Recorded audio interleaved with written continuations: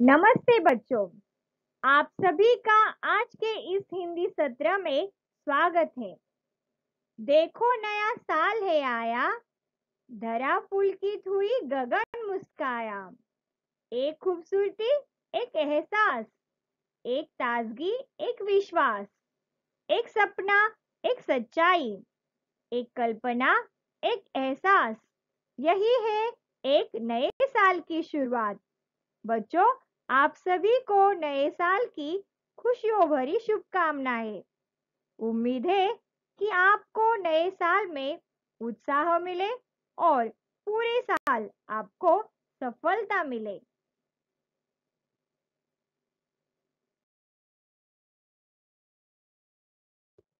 बच्चों, आज हम हमारी हिंदी अविरल पाठ्य पुस्तिका में से पाठ क्रमांक 12 पढ़ेंगे। पाठ का नाम है परोपकारी शतपत्र। यह पाठ एक जातक कथा है। जातक यानी पिछले जन्म से संबंधित। कथा यानी कहानी। बच्चों, यह चित्र देखिए। क्या आप इन्हें जानते हो? क्या नाम है इनका? जी हाँ, भगवान बुद्ध। तो बच्चों, परोपकारी शतपत्र यह जातक कथा भगवान बुद्ध के पिछले जन्म से संबंधित है। भगवान बुद्ध के बचपन का नाम सिद्धार्थ था। इन्हें गौतम बुद्ध के नाम से भी जाना जाता है। भगवान बुद्ध ने सारी दुनिया को सुखमय व शांतपूर्ण बनाने के लिए अनेक प्रयास किए। वह दिव्य ज्ञान की खोज की। वह बचपन से ही बहुत दयालु, अहिंसक और परोपकारी थे। बच्चों, भगवान बुद्ध की बहुत सारी जातक कथाएं हैं। उन जातक कथाओं से हमें कुछ न कुछ सीख मिलती है। तो बच्चों, आइए परोपकारी शतपत्र इस जातक कथा से हमें क्या सीख मिलती है पढ़कर जानते हैं।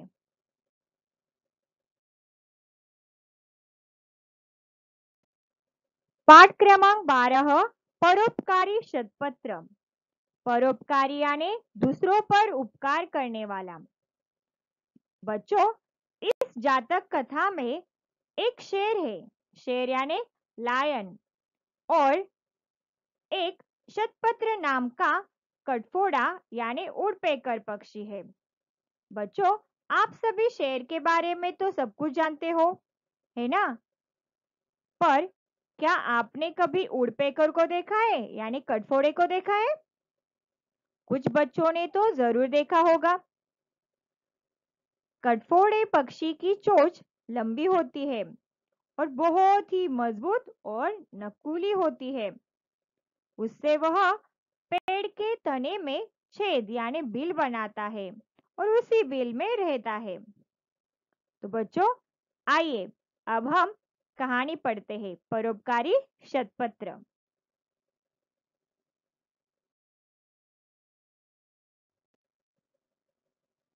एक जंगल था, उसमें शतपत्र नाम का कटफोड़ा पक्षी रहता था।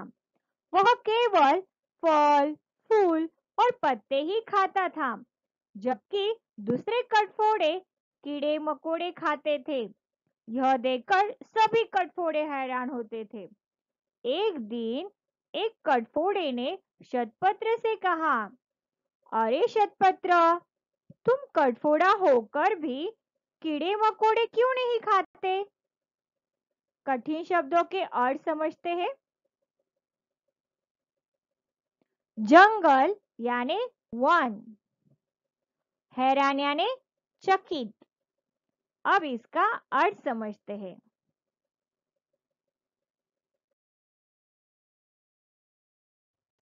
एक जंगल था। जंगल यानी क्या होता है बच्चों? फॉरेस्ट। उसमें एक शतपत्र नाम का कटफोड़ा पक्षी रहता था। कटफोड़ा यानी उड़पेकर।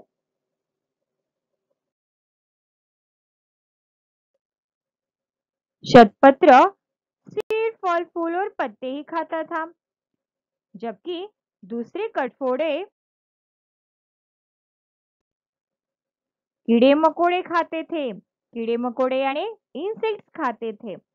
और शतपत्र फल फूल और पत्ते खाता था ना।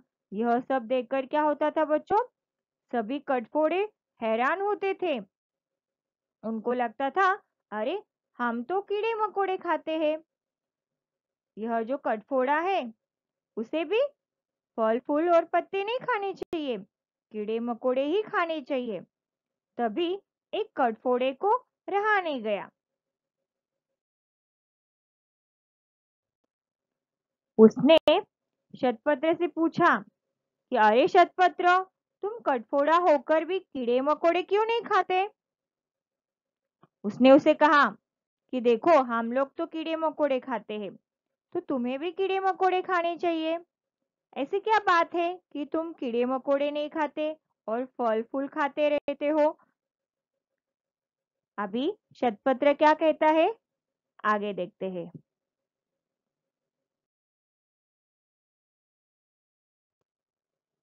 शतपत्र ने कहा, अपनी भूख मिटाने के लिए किसी को मारना मुझे अच्छा नहीं लगता। शतपत्र की बात सुनते ही वह कटफोड़ा जोर से हंसा और उसका मजाक उड़ाने लगा। शतपत्र को उसका मजाक उड़ाना अच्छा नहीं लगा, इसलिए वह दूसरे जंगल में चला गया। एक दिन शतपत्र पेड़ पर बैठा हुआ था। तभी उसे किसी के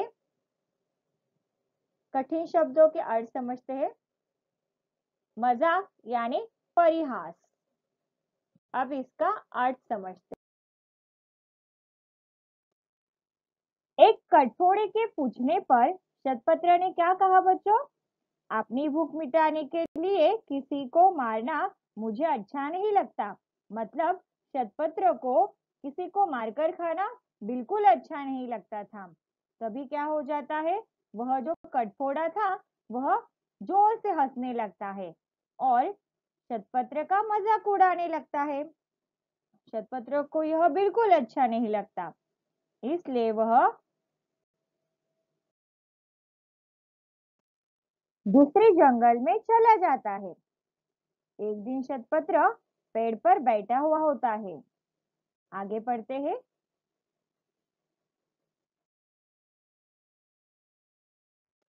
कराहने की आवाज सुनाई दी।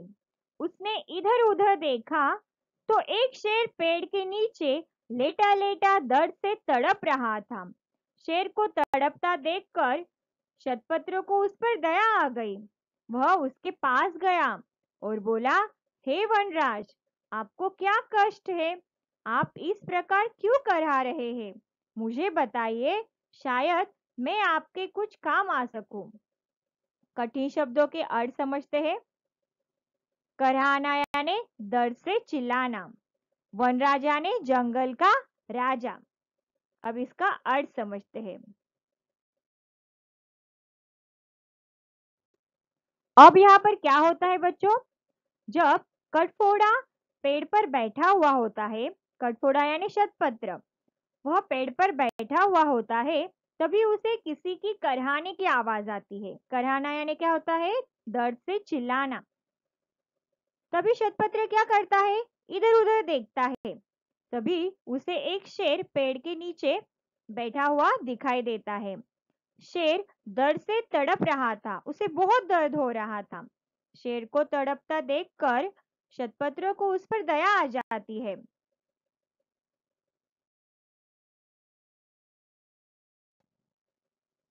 शतपत्र शेर के पास जाता है। वह शेर से क्या कहता है? हे वनराज, आपको क्या कष्ट है? आप इस प्रकार क्यों करा रहे हैं? मुझे बताइए, शायद मैं आपके कुछ काम आ सकूं। मतलब शतपत्र क्या कहता है कि वनराज मतलब क्या होता है? जंगल के राजा। हे जंगल के राजा, आपकी क्या प्रॉब्लम है? आपको क्या हो रहा है? आपको इतनी तकलीफ क्यों हो रही है? आप मुझे बताइए, शायद मैं आपकी कुछ मदद कर सकूं। आगे पढ़ते हैं। शेर बोला, अरे भाई, तुम इतने छोटे से तो हो, तुम मेरी क्या मदद करोगे? शतपत्र बोला, महाराज, कुछ तो बताइए। शेर ने कहा, कल शाम को मुझे बहुत तेज भूख लगी थी। तभी मुझे एक हिरन दिखाई दिया। मैंने जल्दी से उस हिरन का शिकार किया और खाने लगा। जल्दी जल्दी में मैंने मांस के साथ साथ हड्डी का टुकड़ा भी खा लिया। वही हड्डी का टुकड़ा मेरे गले में फंस गया है। न वह अंदर जा रहा है, न बाहर। उसी के कारण मैं दर्द से तड़प रहा हूँ। कठिन शब्दों के अर्थ समझते हैं। मदद यानी सहायता। अब इसका अर्थ समझते हैं।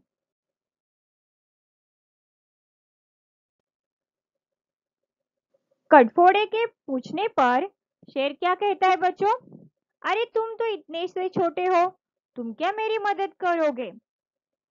ऐसा कहने के बाद भी शतपत्र क्या कहता है? महाराज, कुछ तो बताइए, मैं आपकी मदद करना चाहता हूँ। तभी शेर क्या कहता है? कल शाम को मुझे बहुत तेज भूख लगी थी। मतलब शेर क्या कहता है, उसे कल शाम को बहुत तेज यानी बहुत जोर की भूख लगी थी। तभी उसे कौन दिखाई देता है? हिरन दिखाई देता है। हिरन यानी डियर दिखाई देता है। और शेर क्या करता है? जल्दी जल्दी में उस हिरन का शिकार कर देता है और उसे खाने लगता है। जल्दी जल्दी में मांस के साथ साथ वह हड्डी का टुकड़ा भी खा लेता है।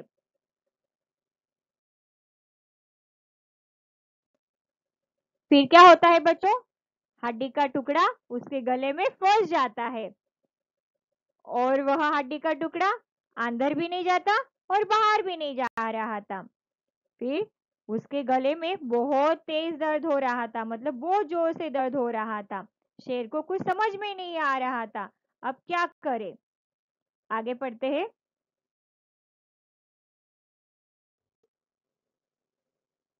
शेर की बातें सुनकर शतपत्र सोच में पड़ गया।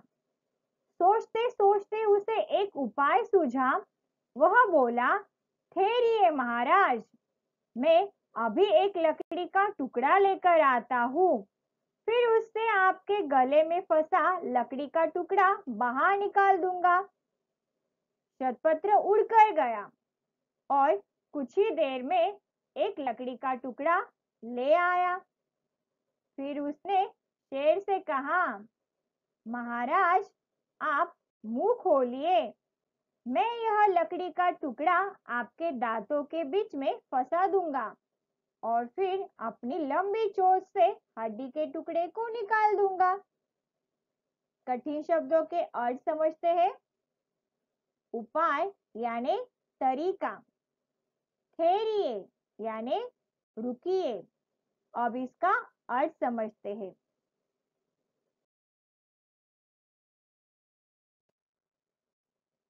तो बच्चों, शेर की बात सुनकर शतपत्र सोच में पड़ जाता है।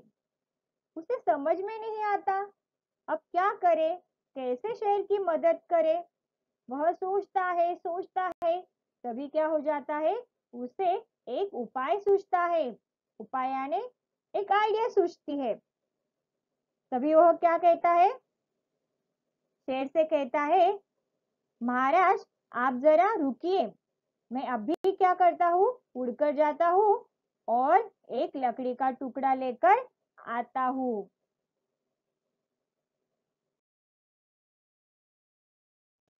तभी शतपत्र वहां से उड़कर जाता है और कुछ ही देर में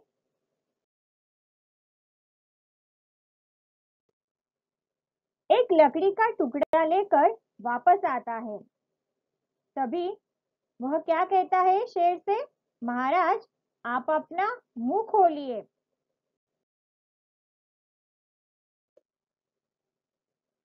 मैं यह लकड़ी का टुकड़ा आपके दांतों के बीच में फंसा दूंगा और अपनी लंबी चोंच से हड्डी के टुकड़े को निकाल दूंगा। बच्चों, शतपत्र की चोंच यानी कटफोड़ी की चोंच बहुत लंबी होती है, बहुत स्ट्रॉन्ग यानी मजबूत भी होती है ना। आगे पढ़ते हैं।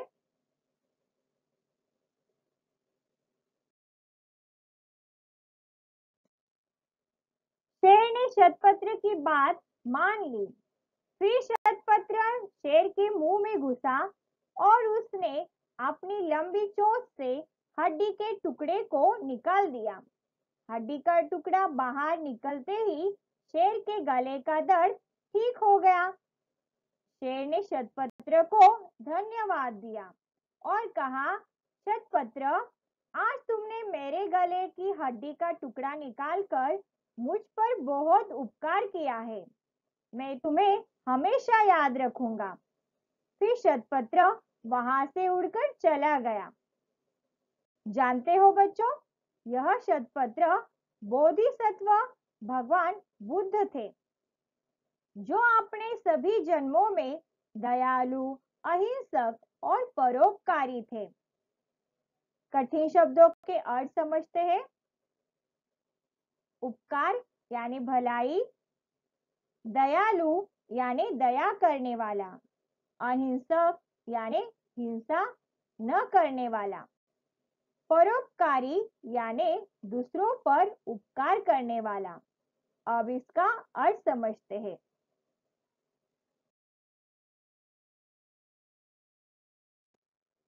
तो बच्चों, अब यहाँ पर क्या हो जाता है? शेर शतपत्र की बात मान लेता है।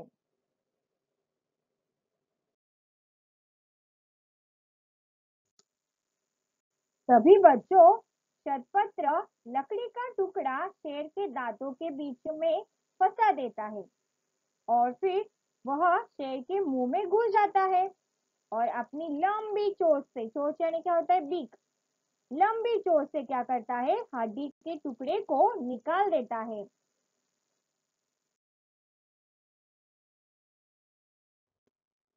जैसे ही हड्डी का टुकड़ा गले से बाहर आ जाता है, शेर का दर्द ठीक हो जाता है। शेर को अब अच्छा लगने लगता है। तभी शेर शतपत्र को धन्यवाद कहता है, यानी थैंक यू बोलता है। तो बच्चों, उसके बाद शेर शतपत्र से कहता है कि तुमने आज मेरी बहुत मदद की है। आज तुमने मेरे गले में जो हड्डी का टुकड़ा फंसा हुआ था, उसे निकालकर तुमने मुझ पर बहुत उपकार किए हैं। यह मैं कभी नहीं भूलूंगा। मैं तुम्हें हमेशा याद रखूंगा। तो उसके बाद क्या हो जाता है बच्चों? शतपत्र वहां से उड़कर चला जाता है।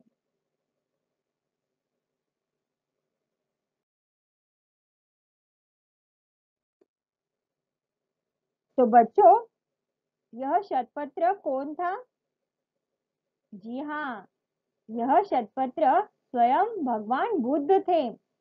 जैसे कि मैंने आपको बताया था बच्चों कि यह जो जातक कथा है, यह भगवान बुद्ध के पिछले जन्म से संबंधित है। बच्चों, ऐसा कहा जाता है कि लोगों के बहुत सारे जन्म होते हैं। तो एक कौन थे?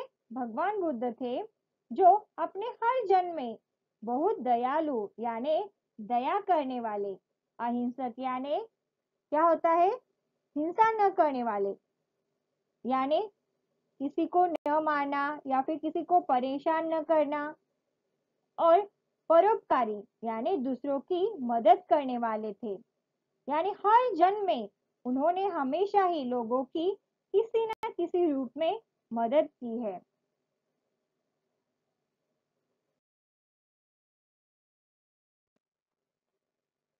तो बच्चों, इस कहानी से हमें क्या सीख मिलती है?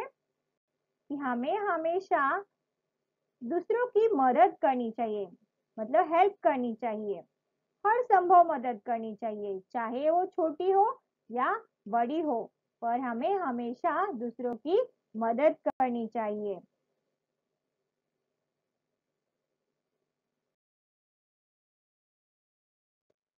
तो बच्चों, मुझे उम्मीद है कि आपको यह पाठ समझ गया होगा।